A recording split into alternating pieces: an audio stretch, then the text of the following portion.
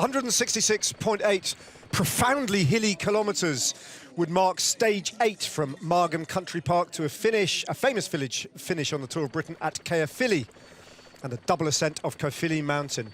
Pensive-looking Wout van Aert in the leader's jersey, with a slender buffer of just 3 seconds on the front line of the grid as they rolled out into the neutralised section through Margam Country Park, knowing that the race would come for him.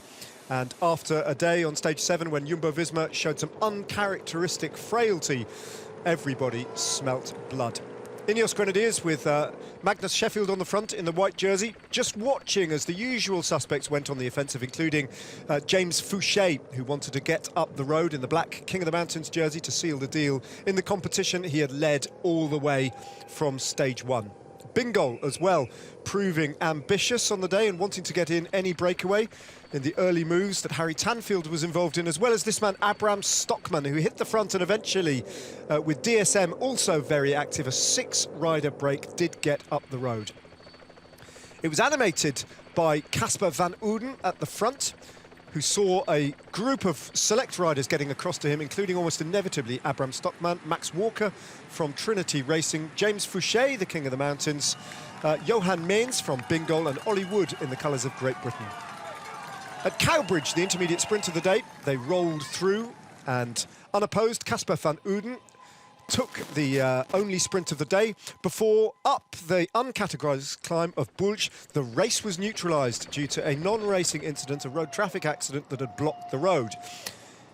They then had to come off the race route, and under a neutralised pace, with the time gap being preserved between the 6 riders of the breakaway and the peloton, they rejoined the race route close to the first climb of the day, categorised climb of the day, at Rigos. At that point, the breakaway had a 3-minute advantage, but as the race route restarted, Carlos Verona and Movistar started to ride hard at the front of the peloton to put everybody under stress. At the top of the first climb of the day, though, James Fouché picked up a maximum 10 points, almost mathematically home and hosed, but not quite in the King of the Mountains competition that would eventually go his way. And then a crash over the top of the climb in the wet weather conditions. Liam Johnston going down heavily from Trinity Racing and caught up with one of the riders from Team DSM. And as the rain receded and the sunshine came out, Ineos Grenadiers then started to ride aggressively, setting things up eventually for a big attack that would shape the back end of the race.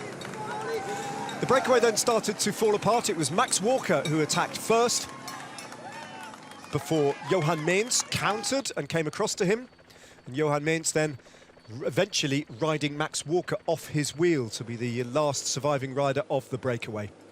It was Carlos Rodriguez of Ineos Grenadiers then who attacked, and he was joined by Stevie Williams of the Great Britain team, who had looked so effective on stage 7 when he sprinted to 3rd place, and the real danger man on GC, Stevie Williams. They went over the top of the Brindy climb with a decent advantage over Wout van Aert in a chase group, from which Gonzalo Serrano, close to the top, attacked as they hit the descent.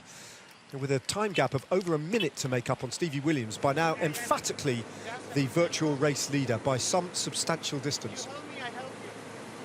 But Rodriguez and Williams, uncertain as to whether to sit up or not, eventually decided to push on, and that forced, on the flat approach to the finishing circuit in Caerphilly, a group to come together and a combination of different teams to try and eat into the time gap that they had as they then hit the climb of Caerphilly Mountain for the first of 2 ascents within the final 15 kilometres of the finish line.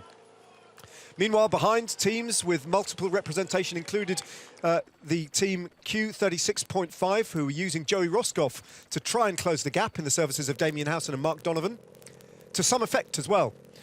But still, as they went over the top, they hadn't been caught. At which point, over the top of the penultimate climb of the race, Carlos Rodriguez left Stevie Williams, who was dropped by the Spanish rider from Ineos Grenadiers, as Wout van Aert led the way in a chase group, which then opened up the race to a series of counter-attacks. On the run-in, though, to the second assault of Caerphilly Mountain, the chase group came back together again, and Wout van Aert sat on the front in the knowledge that no one would work with him. A double-digit lead in terms of seconds for Carlos Rodriguez over the top of Caerphilly Mountain for the second time, and Wout van Aert with 3 riders, all at 3 seconds, sitting on his wheel, including Tobias Johannes and Damien Howson and Magnus Sheffield. The time gap for Carlos Rodriguez as he took the win wasn't enough for him to climb to the top step of the podium, but the victory was secure from the moment that he attacked Stevie Williams. Meanwhile, behind him, finishing in second place, Wout van Aert managed to hold on to the general classification. He finished in second. Carlos Rodriguez won the race, though, by 11 seconds. Zeb Kiffin finishing in 7th place. And Zeb Kiffin in 6th in the general classification too. But Wout van Aert wins the race by 3 seconds to Tobias Johannesson and Damien Howson in 3rd. For the second time in 3 years, Wout van Aert wins the Tour of Britain in handsome style.